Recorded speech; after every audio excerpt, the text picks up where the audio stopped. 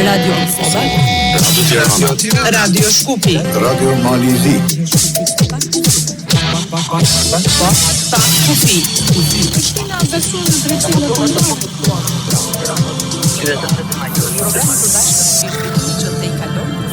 programi i përbashkët me zhvillimet që te kalojnë kufinë shtetëror. Kufi. Përshëndetje të nderuar dëgjues të Radio Kosovës, Radio Tiranës, Radio Shkupit e të Radios Malizi, kudo që po na dëgjoni përmes frekuencave të 4 radiove tona publike apo edhe përmes platformave të ndryshme në internet në gjithë botën. Sot do të bisedojmë për një temë mjaft të ndihshme e një aktualitet jo vetëm të Kosovës, po besoj që për të cilin është i interesuar gjithë opinioni shqiptar kudo që jeton. Bashkë me kolegët e mi kemi vendosur që të flasim sot për zhvillimet në gjykatën speciale. Është fundi i një shqyrtimi gjyqësor i cili pritet të ketë epilogon tek mbas 3 muajve. Po ashtu do të prekim edhe atë se si u festua 18 vjetori i pavarësisë së Kosovës këtë vit. Unë jam Irvete Uka nga studio e Radio Kosovës, ndërsa kam ftuar për të folur dy mysafir. Avokatin Skënder Musën dhe Eliza Hoxhën nga platforma Liria ka emër. Me avokatin do të flas për çështjet juridike, ndërsa me Elizën do të flas për atë se çfarë mesazhi i u dha gjykatës speciale dhe gjithë opinionit botëror në ditën e pavarësisë së Kosovës, duke marshuar përmes rrugëve të kryeqytetit me moton Liria ka emër dhe drejtësi e jo politik.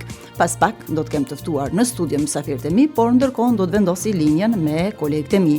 Shkojmë në Tiranë, Jaho nëse më dëgjon. Përshëndetje Mirvete, përshëndetje për të gjithë dëgjuesit tanë që janë në këto momente të inkuadruar në valët tona për të ndjekur emisionin Pa Kufi për ditën e sotme.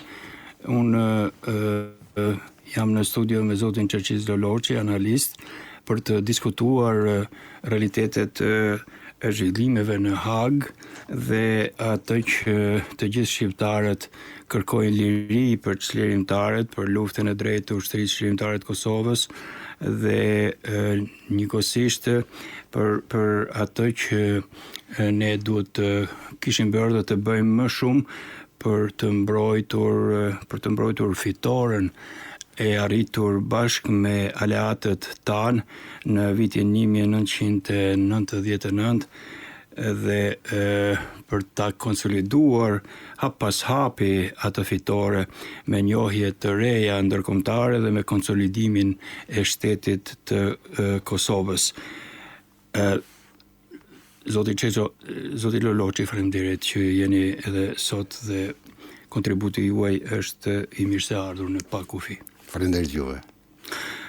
Po Mirvete? Po ju falenderit shumë juve, falenderit shumë zoti Loloçi që jeni edhe sot në studion e Radio Tiranës dhe do jepni kontributin tuaj në emisionin ton të përbashkët. Lidhemi tani me Shkupin, me kolegun Mehmet Ali Jusufi, ai ka ftuar Rafiz Halitin, një ish luftëtar të UÇK-s, ish deputet e ish nënkryetar i Kuvendit. Mehmet Ali, na dëgjoni? Përshëndetje Mirvete. Përshëndesim të gjithë dëgjuesit që aktualisht janë duke na ndjekur. Përshëndesim edhe kolegën në Radio Tiranë, Jahon me të ftuarin zotin Loloçi. Përshëndesim edhe të gjithë ata që gjenden momentalisht jashtë trojave tona në diaspor, siç potencove. I ftuari im sot në Pa Kufi është zoti Rafiz Haliti. Zoti Rafiz, mirëserdhë në Pa Kufi. Mirësi ju gjeta, gjithsesi se i përshëndes Tiranën dhe Prishtinën, gjithë ata që e përcjellin këtë emision, pavarësisht ku gjenden, kështu që është kënaqësia ime që t'ju drejtohem. Faleminderit, është kënaqësia dhe jona, po Mirvete. Faleminderit shumë Mehmet Ali, falenderojmë edhe të ftuarin tuaj po ashtu. Ndërkaq ju njoftojmë se kolegët nga Malisi kanë përgatitur një kronik, ata kanë bashkë biseduar me Ismet Kallabën, një analist. Kronika është realizuar nga kolegja jon Diana Dukaj, do ta transmetojmë ka mesi i këtij emisionit. Pra të dashur dëgjues, sot do flasim për zhvillimet në gjykatën speciale në Hag. Kemi dëgjuar ditëve të fundit fjalën përfundimtare të palëve dhe po ashtu edhe fjalën përfundimtare të krerëve të UÇK-s. Ishte një gjykat e ngritur mbi dyshimet, siç u tha atëherë, për trafikim organesh, por që aktakuza psoi ndryshime gjatë gjithë procesit, një proces gjyqësor që vazhdoi me shqyrtimin për 3 vjet më radhë, ndërsa të krerët e UÇK-s po mbahen për 5 vite atje në paraburgim, e që gjatë rrugës kjo aktakuzë ka psuar edhe ndryshime të tjera. Pra u nis me dyshimin për trafikim organesh dhe përfundoi me dyshimet për mbajtje pa procedur ligjore. Në fjalën e fundit të palëve, sidomos në atë çfarë u tha në prokurori, pam shumë anomali, edhe pse i kemi evidentuar me radhë gjithë shkeljet që janë bërë gjatë gjithë këtij procesi. Po ashtu, kjo ka nisur me deklarata se po gjykoheshin individ dhe jo ushtria shërbimtare e Kosovës. Ishte kjo një përgatitje e opinionit që të mos ketë një rezistencë në Kosovë, duke e mbjellur një farë bindje se ishin individ të saktuar, nuk ishin në fakt krerët e UÇK-s, nuk ishte UÇK-ja që po gjykoi, por krejt në fund u pa qartë edhe për ata që nuk e kishin parë nga fillimi se kjo përfundoi pas një lidhje shkak pasoj mes asnjërit nga të akuzuarit në këtë proces, edhe se ishte një sulm direkt i prokurorisë ndaj shtabit të përgjithshëm të ushtrisë shërbimtare të Kosovës, duke vënë në theks vazhdimisht atë fjalën që e ka përdorur që prej fillimit ndërmarrje për bashkët kriminale. Madje prokuroria në fjalën e saj përfundimtare vuri dyshimet edhe në legitimitetin e pavarësisë së vendit tonë. Faza e fundit, pra mbyllja e shqyrtimit gjyqësor, veç tashmë është bërë, do presim për 3 muaj, së paku për 3 muaj për një gjykim. Një paraqitje jashtëzakonisht dinjitoze dhe krenare e krerëve të UÇK-s që na bëri krenar të gjithë neve dhe më në fund të gjithë e kuptuan, edhe më laikët edhe më të padijshmit, ndoshta pa qëllim, ta kanë bërë me kohë duke dyshuar se po gjykoheshin individ, të gjithë e pam qartë se prokuroria me materialet e marrura, me dosjet e përgatitura nga prokuroria serbe, po përpiqej të dënon ushtrinë shërbimtare të Kosovës për të delegitimuar edhe pavarësinë e vendit tonë. Me që avokati Skënder Musa akoma nuk është në studio, unë jaho do t'ua kisha kaluar fjalën juve që të marrim opinionin e zotit Loloshi për atë se si e ka parë procesin. Shumë shpejt edhe avokati dhe Eliza të janë këtu me mua. Po vazhdojmë këtu në Radio Tirana me Çeçiz Loloshin. Çeço, pra çfarë është në perceptimin tuaj, në opinionin tuaj, kjo që po ndodh me krerët e ushtrisë shërbimtare të Kosovës në Hag, siç tha edhe kolegja nga Prishtina, në pretencën e prokurorës u kërkuan nga 45 vjet për krerët e ushtrisë shërbimtare të Kosovës. Ishte në fillim u mor si një lapsus, në fakt edhe nga përkthyesi, edhe nga ata që përkthyen në gjuhën shqipe, duke mos e besuar këtë, duke menduar se është një kërkesë për 45 vjet në blok për të 4 të akuzuarit, por habia ishte 45 vjet për çdo çlirimtar, për çdo pjesëtar të UÇK-s, që po gjykon me ish president, me ish kryetar kuvendi, me personalitete që kanë drejtuar luftën çlirimtare në Kosovë. Natyrisht e kam parë pretencën e prokurorit të Hagës dhe më është dukur vërtet shumë qesharake. Bile do të them që Parlamenti i Shqipërisë dhe Parlamenti i Kosovës kanë bërë mirë, ndonjëherë edhe është ajo fjala e urtë më mirë vonë se kur, po kanë bërë mirë që ka bërë të dy parlamentet në mënyrë unanime kanë bërë një rezolutë që janë në mbrojtje të krerëve të UÇK-s dhe kundër këtij gjyqi që është një gjyq fars, me thënë drejtën. Por gabimet këtu nuk fillojnë sot, gabimet fillojnë më herët. Dhe sipas meje sigurisht, në momentin që është diskutuar një raport në komision në Parlamentin Evropian, raporti Dick Martit, dhe për fat që delegacioni shqiptar ka votuar pro këtij, ndoshta i ndjerë në sistemën një ndjenjë faj që të hetohet, por në këtë raport ishte false, kupton, sepse thelbi që rezultoi i tillë.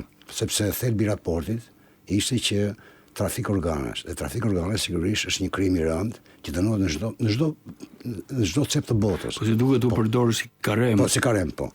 Edhe atje normalisht në momentin që turqit kanë votuar kundër, anglezët kanë votuar kundër, disa vende perëndimore prapë kanë votuar kundër, sepse ju e dini që Parlamenti Evropian është shumë i gjerë se sa institucionet të tjera. Po. Pra, si të themu, një kurth i përgatitur nga dyshja Moskë-Beograd, për fat keq radhë dhe delegacionin shqiptar. Po nëse ta lëmë një anë këtë. Pa hyrë në ato aspekte, sepse në një kuptim gjykata e Hagës është, dhomet e specializuara të Hagës janë gjykatë, si të thuash fatkeqësisht e Kosovës, emiratuar nga parlamenti i Kosovës, fundi. Po, kjo është e vërtet, atëherë ka pas dhe presion të madh perëndimore që ta bëjë kjo gjykatë, por mendoj që dhe gabimi ka ndodhur prapë dhe këtu. E kupton që këtë nuk sa pranonin, sepse domethënë ndryshon, domethënë agresori nuk ka qenë Kosova, agresori është Serbia. Dhe ju keni keni shkruar një libër Krimet serbe në Kosovë dhe janë të njohura botërisht këto fakte, këto realitet, 13.000 viktima të pafajshme, civil, gra, fëmijë, pleq, tjerë. Dhe të krahasohet, barazohet UÇK-ja që ishte pritare një lufte çlirimtare me një agresor që kishte një ushtri të kontrolluar, një ushtri të trajnuar ndër më të fuqishmet e Evropës. Dhe të krahasohet ndoshta edhe me deviacione gjatë luftës, normalisht nuk kishte ndonjë ushtri e rregullt me guerilje ishte, me zinxhir komandues, me rregullat ekstra të përcaktuara, siç i kërkojnë prokurorët e Hagës tani, domethënë kur është skandaloze. Më fal që po futem edhe në bashkëbisedim. Jo, bashkim tha që edhe Kadri Veseli mos gaboj kush kanë bartur armë, kanë çuar për të sulmuar punët policore serbe. Kjo më fal, mua më ngjan sikur është një gjykatë serbe që po një prokuror serb që po jep pretencën. Po është luftë çlirimtare, po sigurisht lufta me çfarë bëhet? Me armë bëhet. Ka shumë të drejtë këtu. Edhe më e keq në fakt që unë kam parë me vëmendje gjithë pretencë që kanë dhënë prokurorët e Hagës. Dhe më duket sikur pretencën ka bërë Beogradi fare, jo personeli i Hagës. Sepse ju keni parë dëshmitë që kanë dhënë zyrtarë shumë të lartë të administratës amerikane. Përfshi James Rubin, përfshi ambasadorin Hill, përfshi Jamie Shee. Do të flasim. Pra, domethënë ata vetë kanë dhënë shpjegime shumë të mira, shumë të drejta, dhe kanë thënë që çfarë është kjo luftë, kupton? Dhe ku është faji këtyre krejve që janë në Hagë që kanë një kohë të gjatë. Po që këto njerëz, gjithë bota perëndimore, gjithë struktura euroatlantike, NATO, Shtetet Bashkuara të Amerikës e përkrahen këtë guerilje dhe u bombardua Serbia për 79 ditë. Dhe tani gjykohen ata që e kanë udhëhequr këtë luftë çlirimtare. Okej, do të vazhdojmë Çeço, faleminderit shumë. Shkojmë në Prishtinë sepse mirëvet më lajmëron që kanë ardhur të ftuarit në studio. Faleminderit për shumë për këtë pjesë.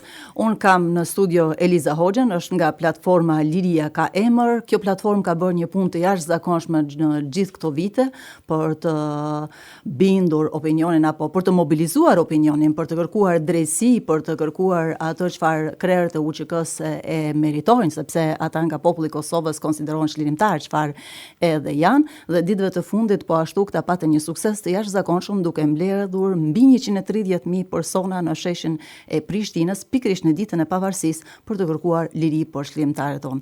Eliza, mirë se erdhe dhe të faleminderit shumë. Mirë se u gjej, faleminderit për ftesën. Sigur e thash, Eliza, ju keni bërë një punë të jashtëzakonshme. Tashmë kjo motoja, liria ka emër, është bërë, si të thuash, një moto për gjithë qytetarët e Kosovës. Në fillim, mbase nuk e di se si është marrë nga të gjithë, një pjesë mirë, një pjesë konsiderueshme e popullit, të kemi kuptuar se nuk është fjala për individ të caktuar dhe nuk është fjala për persona, por është fjala për krerët e UÇK-s, është fjala për luftën tonë çlirimtare, dhe që tash kjo motoja liria ka emër shihet në çdo të dytin person e veshur me një bluzë e proklamuar me një flamur, shohim logot e shumta edhe në institucionin ton, në Radio Kosovë dhe në shumë vende. Por ju patët një sukses të jashtëzakonshëm të përbashkoni njerëzit, sidomos në këtë përvjetor të pavarësisë. Pavarësia e Kosovës me 18 vjetorin e saj u shënua ndryshe nga herë të tjera. Çfarë ishte mesazhi popullit që ju dha gjykatës speciale? Fillimisht faleminderit edhe për kohën edhe për gjithë këto fjalë të mira. 17 shkurti tash e sa vjet po bëhen, 5 vite më shumë, nuk është njësoj, sepse njerëzit që e kanë shpallur deklaratën e pavarësisë, e kanë lexuar atë dhe ata që kanë qenë në krye të institucioneve kryesore të shtetit Kosovër, të sapo lindur, thjesht sot nuk janë në mesin tonë. Pra për ne tregimi është i dyfisht, është me dy kuptime. Kuptimi i parë lidhet që po të njëjtit njerëz kanë qenë pjesë e rrugtimit tonë të luftës për liri dhe neve si gjenerat na ka takuar të përjetojmë edhe pjesën më të errët të historisë, që është lufta, por edhe pjesën më të ndritur që është lirimi dhe gëzimi i të drejtës për qenë të lirë edhe për të vendosur për veten tonë. E rezultati i krejt kësaj dhe produkt faktikisht është vetë pavarësia e Kosovës dhe shteti i Kosovës. Gjithsesi ata atje janë marrë për aktivitetin e tyre në luftën për liri, si pjesëtar të ushtrisë shqiptare të Kosovës, të cilësuar në nënbrellën si ndërmarrje përbashkët kriminale, të mbajtur peng mbi 2 vjet në paraburgim që asnjë normë juridike ndërkombëtare dhe vendore nuk mund dhe nuk parasheh një gjë të tillë. Këtu nisi shkelja kryesore. Shkelja e parë faktikisht njerëzore është kjo, sepse baza mbi të cilën ishte bërë presioni ndërkombëtar për themelimin e dhomave të specializuara, ishte raporti i Dikmartit dhe rezoluta e miratuar në Këshillin e Evropës, të cilat janë bazamenti edhe i ndryshimit kushtetues për këtë nenin e ri që është bërë për këtë çështje, dhe thirrën pikërisht në atë rezolutë dhe pastaj si derivat i saj ligji për dhomat e specializuara. Dhe vizavi kësaj, për 2 vite sa të mbajtur aty në paraburgim, gjykata ka tentuar ta ndërtoj rastin në rrugë sipër. Po në rrugë sipër që është absurd i llojit. Po paraburgosim njerëzit, po në rrugë sipër do gjejmë diçka. Nuk ndodh kjo në vendet e zhvilluara dhe në ato vende perëndimore të cilat kanë akter aty që bëjnë punën e tyre profesionale në kuptimin e drejtësisë.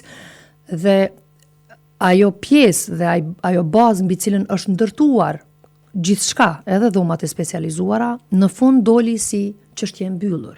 Dhe pam nga prova të reja, prova të tjera, rrëfime të tjera, të cilat u përdorën si shkas për të nisur gjykimi zyrtar në vitin 2023, dhe ne edhe atëherë patëm marshin e parë, thjesht kërkuam drejtësi, sepse ajo nuk dukej që ishte gjë e drejtë, i mbash njerëzit aty pa verdikt final. Dhe çfarë kemi parë nga ai vit deri sot, përbes është një absurd i llojit të vet, edhe i demokracive liberale, i shteteve të cilat e kanë financuar këtë gjykatë. E frikshme qasja armiqësore e prokurorisë ndaj krerëve të UÇK-s. Në fakt e frikshme është mënyra se si është ndërtuar komplet rasti edhe. Po patjetër ata që njësuan, po dhe prokuroria kishte një qasje shumë armiqësore, sikur ta kishin gjë personale këtë.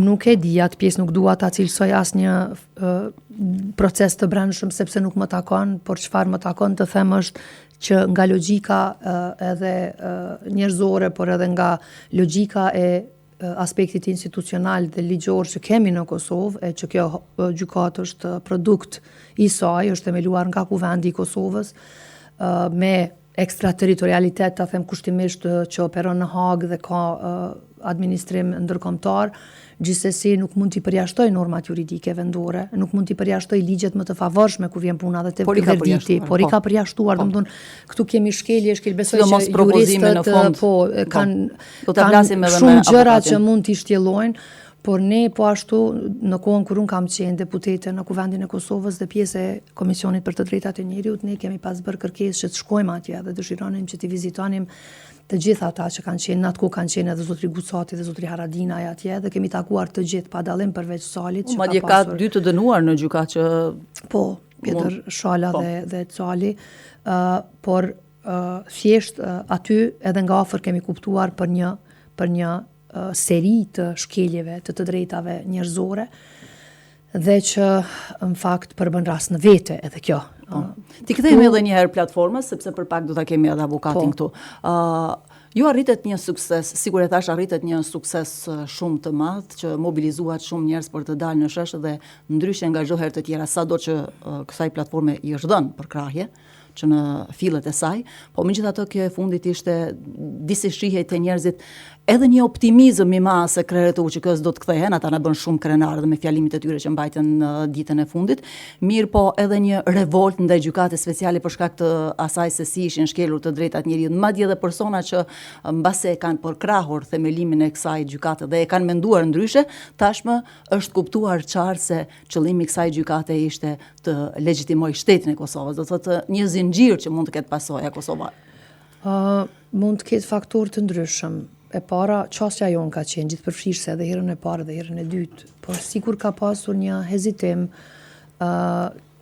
si ta them, në kuptimin e përfshirjes së shumë akterëve, ndoshta duke mos i kuptuar komplet natyrën e çështjes, duke gjykuar. Por është bërë propagandë shumë, është propaganduar, është përgatitur terreni. Pajtohem, por në këtë kuptim mendoj që ne duhet t'i bëjmë punët e tona, nuk mund të lëshohemi në propaganda dhe në dëshira dhe nevoja të njerëzve nga jashtë Kosovës se si ata duan ta projektojnë Kosovën dhe rrugtimin ton për qenë të lirë dhe të pavarur. Ne duhet t'i bëjmë detyrat tona dhe si shoqëri dhe si institucione. Dhe në këtë drejtim mendoj që ka pasur njerëz që kanë hezituar, që nuk kanë qenë jo mirë të informuar, nuk i kanë pëlqyer njerëzit që janë atje në Hag në kuptimin politik. E kanë bërë ndarjen nga jeta politike në atë çfarë ka qenë në nuk kanë ditur ta bëjnë ndarjen dhe kanë gjykuar në shumësi nga prizmi i jetës së përditshme dhe jo nga çështja për çfarë ata njerëz janë në dhomat e specializuara.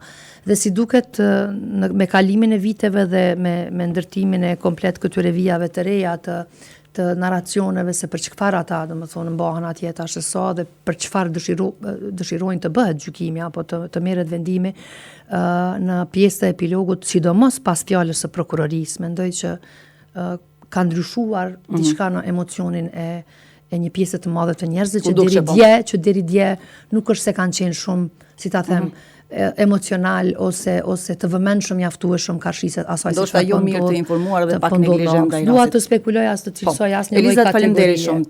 Tashmë kemi në studio edhe avokatin Skënder Musa. Avokat, faleminderit shumë që je me ne.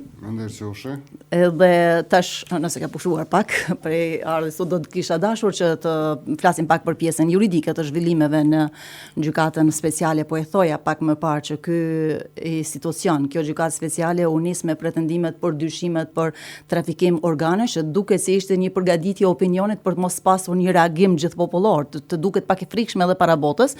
Mirë, po përfundoi me dyshimet për mbajtje, siç u tha, të parregullt, pa procedura ligjore, një dallim shumë i madh nga ato çfarë u nis dhe me çfarë nisi.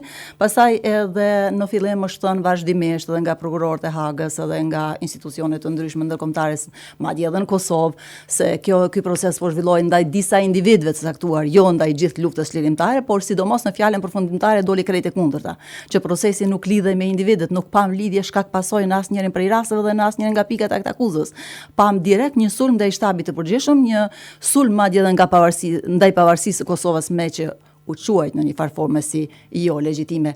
A mund të na thoni pak me pak fjalë si e pat procesin dhe sidomos fundin e këtij? Procesi ka qenë Iran, ka qenë pak më afër, lutem. Ka qenë një proces politik, më tepër se proces juridik, për shkak se ne kemi pa, në fillim ka fillu me raportin Dick Martit, madje vetë prokurori Smith ka në përfundim që nuk ka trafikim të organeve me qenie njerëzore, pastaj ka kalu me krime lufte dhe krime kundër njerëzimit, të cilat nuk janë dokumentu, përkundër faktit që kanë thënë që kanë mbi 130.000 prova. Ato mund të jenë shkresa, por në asnjë formë nuk u dëshmu që janë prova materiale, në bazë të cilave mund të bazohet në vendim i lehtëshëm. Dhe shumësia e dokumenteve nuk kupton provë? Jo, në mënyrë absolute, ato janë shkresa të dorëzuara nga ana e Serbisë, autoriteteve të Serbisë, por edhe ndonjë personi lokal që ka qenë bashkëpunëtor i Serbisë gjatë luftës, pas luftës, edhe kështu me radhë, sepse tash më po dihet që ka bashkëpunëtor të Serbisë dhe sigurimit të Serbisë edhe në periudhën e pas luftës, kjo dëshmohet me arrestimin e njerëzve të ndryshëm që bashkëpunojnë ende. Sa i përket Ka pasur shumë shkelje të drejtave të njerëzit, por opinioni kosovar si duket më shumë u bind mbase nuk kanë pasur durimin njerëzit ta përcjellin procesin dhe këto prej që filloi fjala përfundimtare e prokurorisë dhe duket se ishte një lloj debakli, si një lloj panike me mënyrën se si kërkuan dënimin. Në luftë speciale, gjykatës dhe prokurisë speciale, që ta bindin opinionin se kënë sekrete ushtrisë shqiptare të Kosovës apo të shtapit përgjithshëm kanë vrarë civil shqiptarë. Edhe kur është palosën provat në fjalë përvimtare u pa që nuk ishte asnjë lidhje, prokuroria s'arriti të bëjë asnjë lidhje. Asnjë lidhje lidhur me vrasjet e pretenduara pas luftës, sidomos me vrasje politike, dhe ato nuk kanë qenë objekti akt akuzë. Pastaj opinioni e pa të vërtetën dhe u bend edhe më falë edhe se sensibilizimit të opinionit që bëhet përmes mjeteve të informimit, shoqërisë civile, edhe politikanëve në mënyrë individuale, po ta mënyrë individuale se nuk ka pas asnjë subjekt politik që ka punu pa ndërprer për me sensibilizu opinionin publik që nuk bëhet fjalë për vrasje ndërvllazërore, as për vrasje të minoriteteve, por thjesht është një gjykatë që është themeluar me ndikimin e Serbisë dhe të Rusisë, dhe që qëllimi kryesor ka qenë që ta paraqesë Ushtrinë Shqiptare të Kosovës se një organizatë kriminale. Nuk ka qenë termi terrorist, por ka qenë si një organizatë ndërmarrje për bashkët kriminale, terminologjia shumë e rrezikshme. Si një organizatë kriminale, duke shpikur termin ndërmarrje për bashkë kriminale që ka përfshirë që nga shtabi i përgjithshëm deri te celula e fundit e Ushtrisë Shqiptare të Kosovës. Ajo ra, madje gjatë kësaj fale përfundimtare, në aspektin juridik u kuptu që vetë prokuroria që filloi fjalën përfundimtare nuk e kishte të qartë dallimin mes shtabit të përgjithshëm të Ushtrisë Shqiptare të Kosovës dhe Ushtrisë Shqiptare të Kosovës. Ajo madje edhe prapë ka bërë përpjekje që të manipulojë me opinion, duke thënë se nuk po gjykohet shtabi i përgjithshëm, por individ.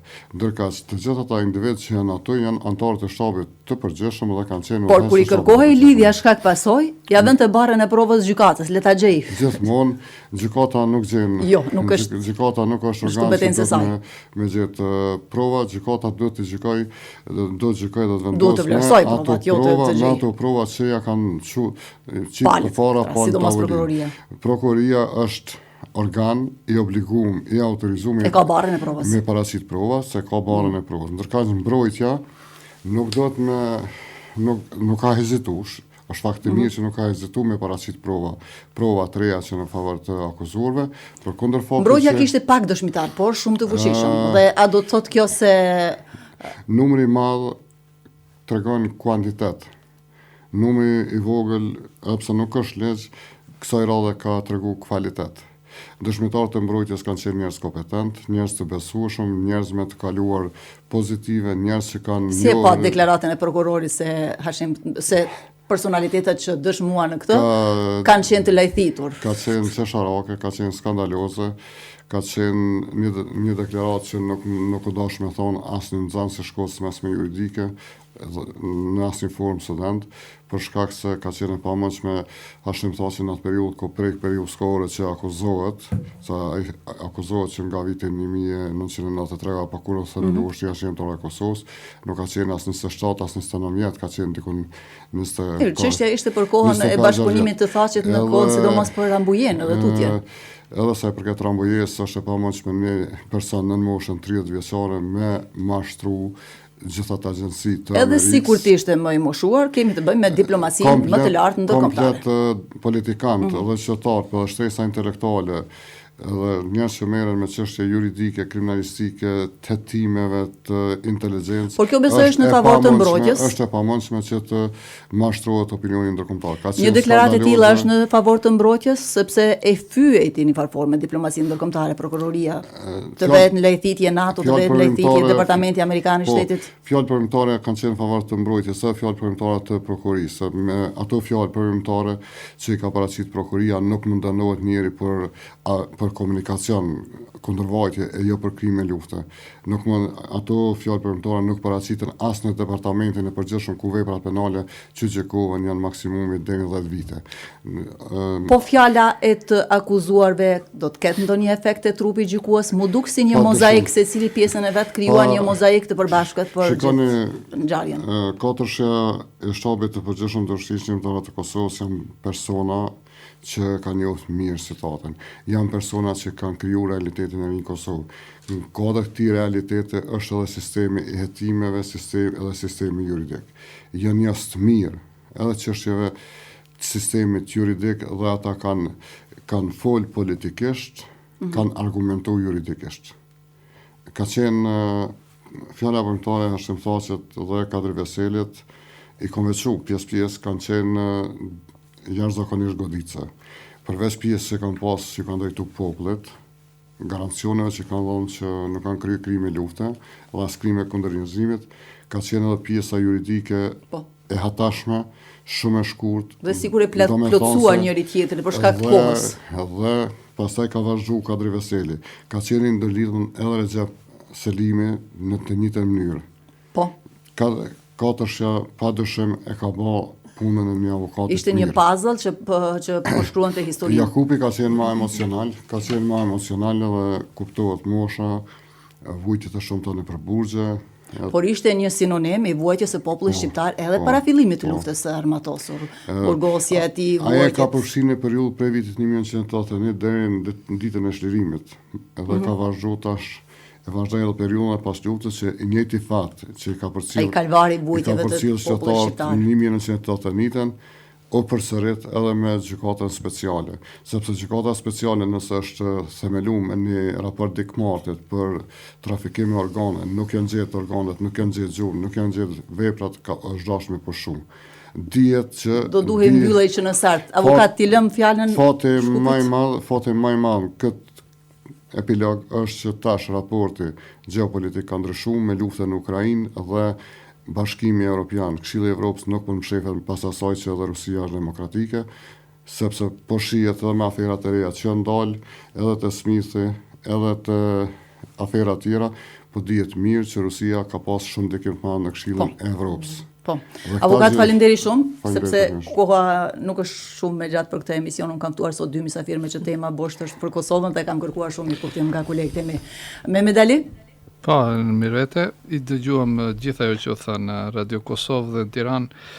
Zotë Rafis, ju keni qenë luftën shkrimtarët shqiptarët Maqedonisë, por keni drejtuar edhe kuvendin e Republikës Maqedonisë, keni qenë deputet.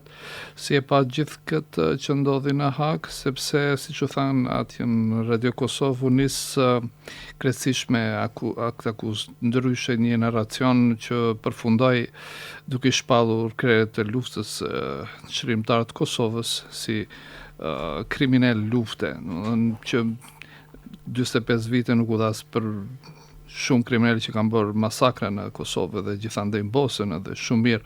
Në mbrojtjen e tij Hashim Thaçi tha që përmendi Srebrenicën, domethënë është një absurd i llojit vet kjo që ndodh në gjithë këtë si thua rreth Republikës Kosovës, shpalljes pavarësisë dhe gjitha ato që ndodhen më pas. Si e vlerësoni ju? Si e pa aty nga kjo diaptria e një luftari për drejtat e shqiptarëve?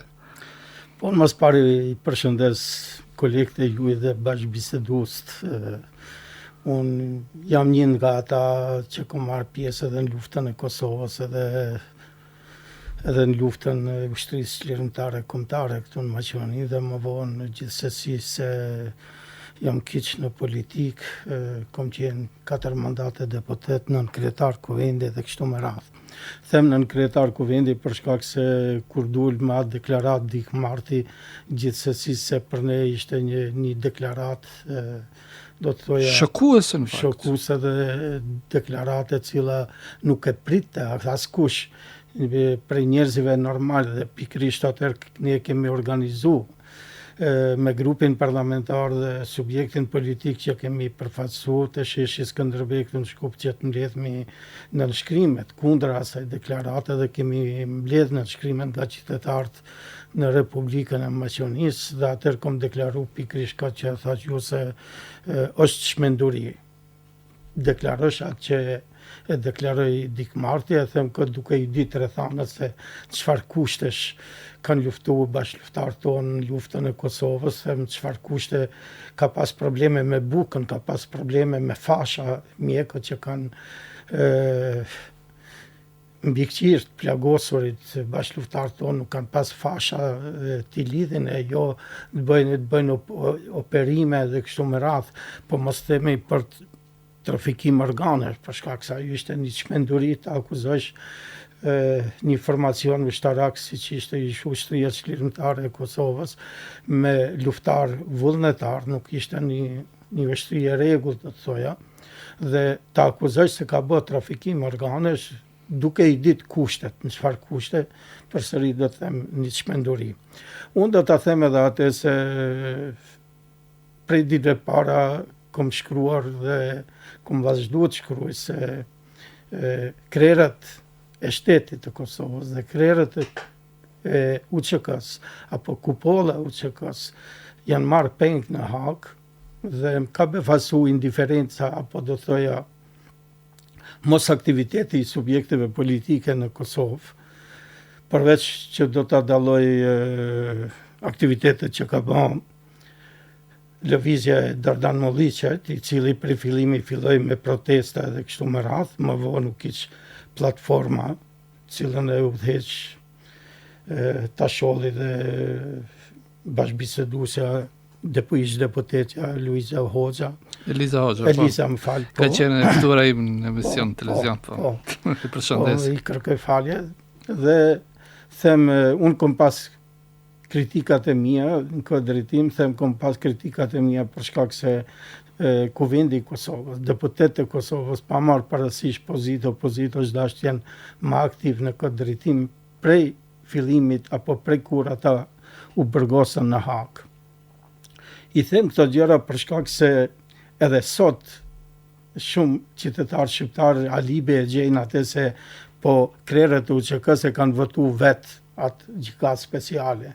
Po, unë do ta them e kom thënë publikisht se edhe unë do ta kisha votu, sigur të kisha qenë deputet i Kuvendit Kosovës, them do ta kisha votu për shkak se unë njollos lufta çlirimtare e Kosovës me deklaratën e Dikmartit, gjithsesi qëllimi ka qenë pengimi i zhvillimit të shtetit të Kosovës, atë që e elaboruan parafolësit e mi, që investimet në këtë drejtim kanë qenë të mëdhaja, them të mëdhaja për shkak se Serbia ka investuar jashtëzakonisht shumë që Kosova tregohet si një histori jo efikase, them si një histori e cila ka dështuar të ndërtojë shtetin e vet dhe kështu me radhë. Është shumë interesant fakti se në fjalën e fundit prokurori përmendi këtë që tha, domethënë u paska penguar realiteti një krimi i një shteti të ri në botë.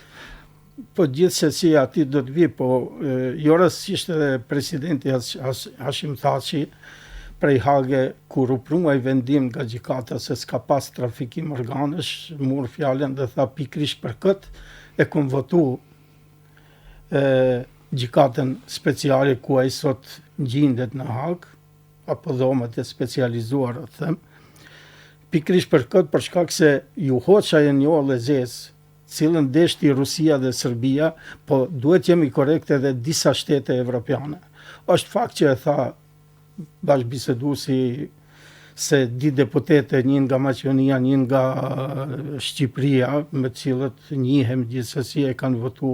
Unë përsëri do them do të kisha votu veç për atë që t'i hiqet ajo një lezes shtetit të Kosovës.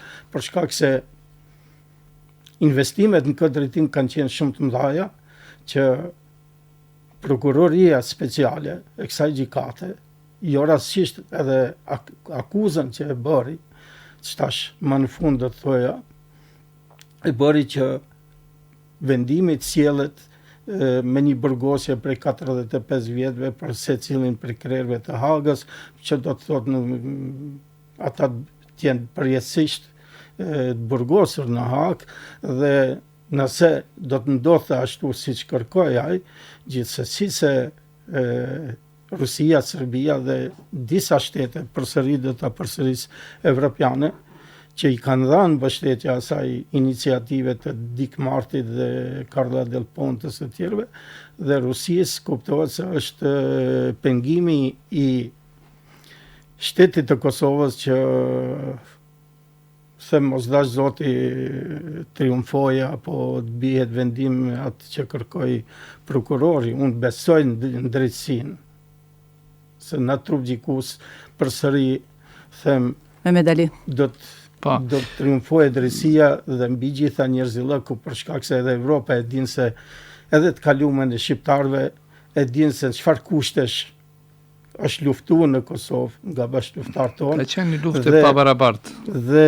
Dhe gjithsesi se qëllimi i Beogradit dhe Rusisë nuk të ndalohet duke investuar me diplomaci, me shërbimet e mshefta edhe gjatë kësaj periudhe 3 mujore që pritet bie të vendim, për shkak se qëllimi ka qenë shpërbërja e shtetit Kosovës dhe gjithsesi nëse vjen një dënim, po le të jetë edhe 6 orë dhe 6 ditë, ai është dënim dhe pengesat do të jenë të mëdha për udhëheqësinë e Kosovës. Se them këtë për shkak se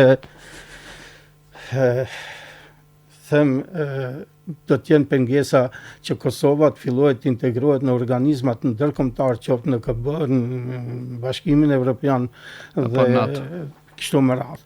Mirë. Zoti Rafis, do kthehemi sërish. Faleminderit për këtë pjesë. Faleminderit shumë zoti Haliti, se do ta dëgjojmë tani kronikën e përgatitur në Podgoric. Diana Duka i ka biseduar me Ismet Kallabën, një analist për këtë temë. Po, e ndjekim bashkë dhe pastaj do shkojmë në Tiranë. Të nderuar kolegë, dëgjues të nderuar, mirë se takohemi edhe këtë javë. Ju përshëndesim nga studioja e Radio Somali të Zi. Unë sot kam mysafir analistin Ismet Kallaba, i cili do të na flasë për temën e sotme, e që ka të bëjë me zhvillimet në Hag për procesin kundër krerëve të UÇK-s. Po, sa i përket procesit gjyqësor kundër krerëve të UÇK-s, ky është një proces i padrejtë ndaj krerëve të ushtrisë çlirimtare të Kosovës. E them këtë për faktin sepse ata në një farë mënyrë akuzohen në blok, pra dhe për ne si shqiptar, pra ushtria çlirimtare e Kosovës është diçka e shenjtë dhe në këtë mënyrë duke akuzuar krerët e ushtrisë çlirimtare të Kosovës në një farë mënyrë luftohet ose damkoset ose njolloset lufta drejt, lufta mbrojtëse që kanë zhvilluar, pra që ka zhvilluar ushtria çlirimtare e Kosovës. Në fakt është mirë që më në fund ky proces do të marrë fund, do të ketë një epilog, sepse është një proces i stërzjatur, është një proces i cili është vlerësuar dhe është devalvuar, sepse nëse kemi parasysh kontekstin e këtij procesi, ai ka filluar pra në bazë të një raporti të Dick Martit për trafikimin e qenjeve njerëzore, pra trafikimin e organeve dhe ka përfunduar pra me një proces krejt tjetër me zgjerimin e aktakuzës që mendoj që nuk është e drejtë. Po ashtu edhe kërkesa e prokurorisë ose pra kërkesa e prokurorëve të specializuar, unë mendoj që jo vetëm që është e padrejtë, por është edhe në shpërpjestim nëse kemi parasysh edhe proceset e ndryshme gjyqësore që janë zhvilluar në vendet e ndryshme ose për krimet që janë kryer në vendet e ndryshme në ish-Jugosllavi. Pra, duke pasur parasysh këtë, unë mendoj që ky proces duhet që të përfundojë me lirimin e ish-krerëve të ushtrisë çlirimtare të Kosovës, sepse për ndryshe çdo vendim tjetër unë mendoj që do të shkonte në dëm të popullit shqiptar, në dëm jo vetëm pra të ushtrisë çlirimtare të Kosovës dhe të rolit të saj mbrojtës që ka pasur dhe çlirimtar, por do të damkoste dhe do të njolloste imazhin edhe të ushtrisë çlirimtare të Kosovës, por edhe të shqiptarëve. Sa ka ndikim ky proces në skenën politike të Kosovës? Po, mendoj që për momentin nuk ka ndonjë ndikim të madh, por sigurisht vendimi, kjo varet nga vendimi që do të marrë pra gjykata dhe unë mendoj që nuk pritet që të ketë, por mund të ketë sigurisht që mund të ketë paknatësi sa i përket popullit dhe unë mendoj që do të ishte çdo vendim tjetër, pra përpos lirimit të tyre, unë mendoj që nuk do të përbënte drejtësi, por do të përbënte edhe një padrejtësi ndaj popullit shqiptar dhe do të ishte pra barazimi i viktimes me ata që kanë qenë pra me pushtuesit, në këtë rast me serbët. Pikrisht dhe kjo ku e përmendet te kjo e fundit që ju e tha, do doja që të ndalem, sepse aty do të ndikonte edhe në dialogun e dy anshëm. Po, sigurisht që mund të ketë ndikim edhe një ndër qëllimet e Serbisë është pikërisht kjo, pra pikërisht përmirësimi i pozitës së tyre në dialogun i cili pritet pra që të vazhdojë dhe të përmbyllet, dhe në këtë kontekst sigurisht që vendimi për ish-krerët e ushtrisë fillimtare të Kosovës mund të ketë ndikim. E falenderojmë analistin Ismet Kallaba për kohën që ndau për emisionin ton. Ishte pra kjo dëgjues të nderuar e kolegë në Tiranë, Prishtinë e Shkup, kronika nga radioja e Malit të Zi. Ju përshëndesim dhe urojmë çdo të mirë. Nga Podgorica për Pakufi, Diana Dukaj. Pra ndoqëm kronikën e përgatitur në Podgoris në radion Mali Zi nga Diana Dukaj bashkëbisedim me Ismet Kallabën, analist. Ja, do të kaloj fjalën të ju që më vonë të kthehemi përsëri në Prishtinë? Por mundësisht shkurt lutem, kemi pak kohën në kufizur. Po, natyrisht. Unë do të pyes të ftuarin tonë në Radio Tirana, zotin Loroçi, vetëm për atë se apo bën shqiptarët ato që munden ose që ju ka mbetur në dorë për të bërë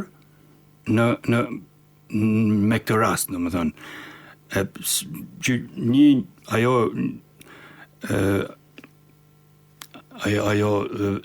shfaqje, ai miting i madh në ditën e pavarësisë në 17 shkurt me mbi 100.000 shqiptarë në Prishtinë ishte një tregues i madh i solidaritetit me çlirimtarët, por apo bëjnë edhe gjëndra diplomatike shqiptare dhe të tjerë aq sa duhet për të qenë në krah të çlirimtarëve dhe për të ndikuar sadopak në opinionin pozitiv ndaj tyre. Unë vlerësoj të gjitha veprimet që janë bërë, qoftë protestat, qoftë rezolutat që kanë bërë dy parlamentet e Prishtina dhe Tirana, por atë që thatë juve, keni shumë të drejtë që këtu do të punohet shumë në fushën diplomatike, që ambasadat tona të Shqipërisë, të Kosovës, të punojnë me diplomacitë perëndimore për të sqaruar situatën, e kupton, sepse sigurisht një pjesë e mirë e di këtë situatën, po për të sqaruar akuzat false që ka bërë Haga. Ka edhe gjë se din, ka opinione që janë mbarsur nga pretenca me këtu ka hapësirë, naturalitet shumë të madhe. Hipotetik. Sigurisht mund ta bëjë Ministria e Jashtme e Prishtinës dhe Tiranës. Pra në këtë fushë duhet të punohet shumë, sepse këtu sigurisht ata mund të ndikojnë pozitivisht sepse shiko ka ndodhur që është thirrur 2 herë Ramush Haradinaj dhe ka dalë i pafajshëm, është thirrur Fatmir Lime dhe ka dalë i pafajshëm, sepse nuk kishin krime, nuk kanë bërë krime kundër serbëve. Kanë mbrojtur vendin e tyre. Siç mund të ndodhë që për 2-3 muaj, 3-4 muaj apo sa zgjat kjo procedurë, edhe 4 çlirimtarët, 4 drejtuesit e UÇK-s në Hag mund të shpallen pa fajshëm, është krejt normale. Këtë mendoj. Pavarësia e tyre deri tashmë është, si të themi, këtë mendoj që në fushën e diplomacisë ka hapësirë për të punuar të dyja shtetet që të shpjegojnë të vërtetën. Këtë mendoj unë, e vetëm fushë.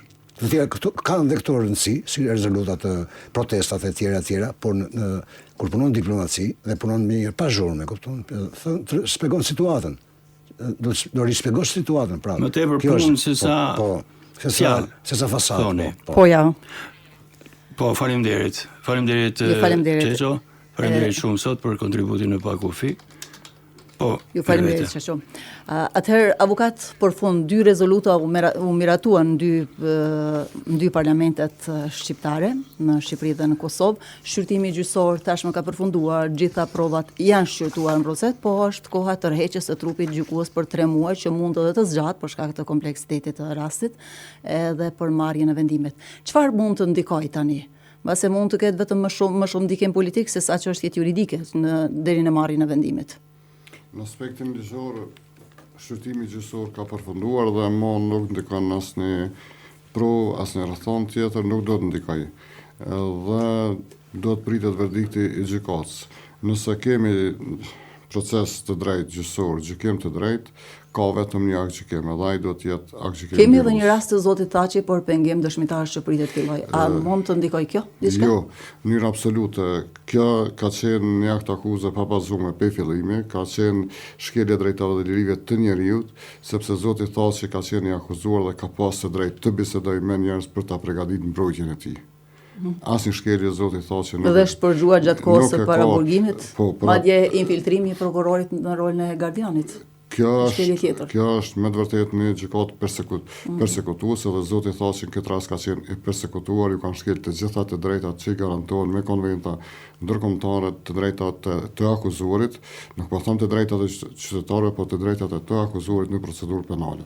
Nuk ka pas drejt me fut përgjues në bisedime me familjar dhe me shok ti pas përfundimit procesit të timeve. Është 24 orë online i akuzuari i interesuar me gjetë mënyra për me mbrojt veten.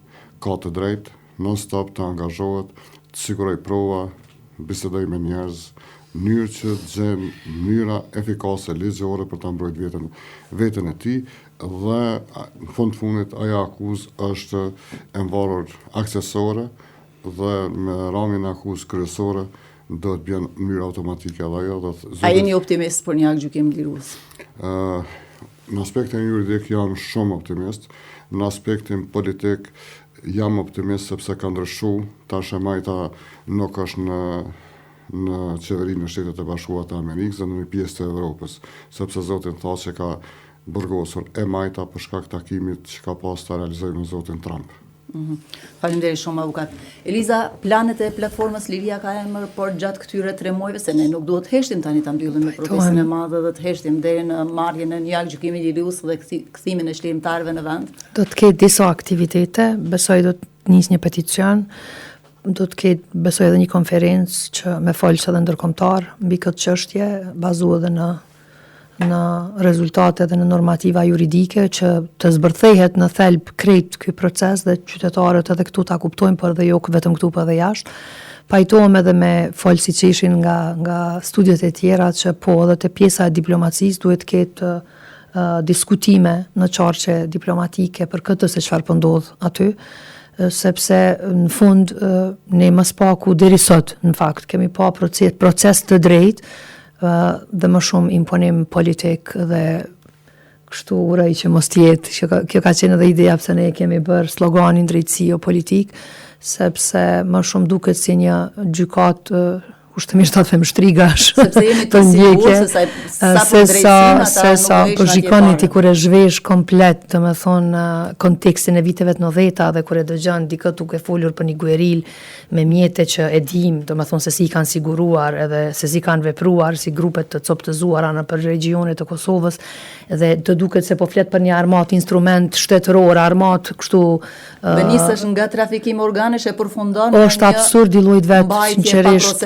dhe në fund fare unë prap vite ajo që e thash në fillim dhe përmendi edhe avokati. Gjykata është themeluar mbi një raport të Këshillit të Evropës që lidhet me raportin e Dick Martit dhe atë se për çfarë është themeluar, në fakt ajo është çështje mbyllur çamati. Po. Atëherë, unë me juve do duhet të mbylli këtë emision sot, sepse tema i përket Kosovës dhe rastit ton dhe mesazhet tuaja, po megjithatë, me që kështu e kemi radhën e kalimit të fjalës, Shkupi është në radhë dhe mbas se një ish luftëtar UÇK-s mund të na flas 2-3 fjalë të fundit edhe zoti Haliti. Po, zoti Haliti keni fjalë. Po unë do ta them atë se jam pak kritik, po mendoj se kritikat e mia janë me vend. Serbia i mbrojti kriminalet e vet luftës. Kroacia i mbrojti çlirimtarët. Maqedonia i mbrojti atë që bën masakra në fshatrat shqiptare, djepror, një të policisë, një ushtarak. Kosova flas për institucionet, presidentës, kryeministër, kryetar kuvendi. Nuk lëvizi për këto 5 vjet asgjë s'bëni për çlirimtarët e vet. Gjë që ne gjithë bëjmë përgjithësi. Unë përsëri e them, Hashim Thaçi, Albin Kurti edhe gjithë ne tjerë që jemi marrë me politike, kemi ditë se kjo gjykat patjetër duhet formohet. Dhe mos të kërkoj askush alibi atij se ne nuk e votuam. Përkundrazi është votu dhe duhet institucionet, është mirë që më mirë vonë se sa kur që thash, që janë aktivizu dhe duhet në çdo vend ku mund diplomatët e Kosovës, Maqedonisë, Shqipërisë, shqiptarë them, dhe shërbimet tona ta ushtrojnë ndikimin e vet që të informojnë për luftën dhe për gjykatën speciale që të merret një vendim i drejtë. Interesi është shtetënor, ka qenë edhe ngel, interesi është i ushtrisë çlirimtare kombëtare. Nuk është Burgos, Hashim Thaçi pse ka emrin Hashim ose Rexha pse ka Recep Selim dhe kështu me radhë. Janë Burgos pikërisht për atë që edhe ato kanë qenë udhëheca të luftës, por edhe udhëheca të institucioneve të Kosovës.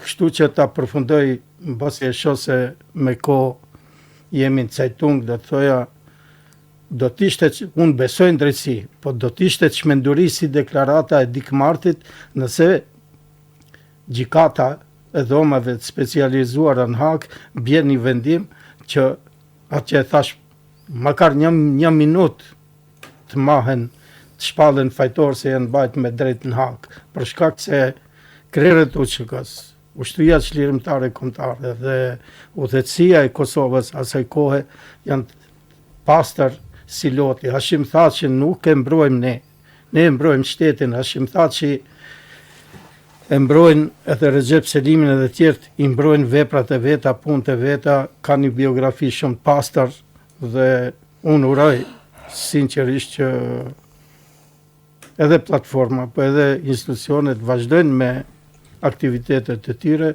që gjithë së bashku çlirimtarët i presmi të kthehen edhe juridikisht, do të thoja se ne dim se janë pafajshëm, por juridikisht shpallen se janë. Faleminderit zoti Aliti dhe po gjykata ndërkombëtare e Hagës konfirmoi se Kosova ka shpallur në mënyrë të drejtë pavarësinë dhe nuk e di këto post festum, po. Po. Mirëvete. Faleminderit shumë Mysafirit Aliti. Pra të nderuar dëgjues të Radio Kosovës, Radio Tiranës, Radio Shkupit e Radio Smalizi, ne folëm bashkë me të ftuarit tanë në 4 studio tona për temën përfundon gjykimin në Hag si shqyrtim gjyqësor, por populli i Kosovës kërkon lirimin e krerëve të ushtrisë çlirimtare të Kosovës dhe i sheh ata si çlirimtar të vendit. Unë falenderoj shumë që ishin në studion tim me avokatin Skënder Muse dhe Eliza Hoxha nga platforma Liria ka emër. Falenderoj po ashtu edhe Çerqiz Loloqin në studion e Radio Tiranës si analist, Rafiz Halitin si një luftëtar i UÇK-s në studion e Radio Shkupit dhe Ismet Kallaben, analist në studion e Radios Malizi. Ju falenderoj shumë edhe juve të nderuar koleg, Jaho Margjeka në Tiranë, Mehmet Ali Jusufi në Shkup e Diana Dukaj në Podgorisë. Dëgjohemi javën tjetër me një temë tjetër. Mirëmbëjtje deri javën tjetër. Përshëndetje nga Tirana.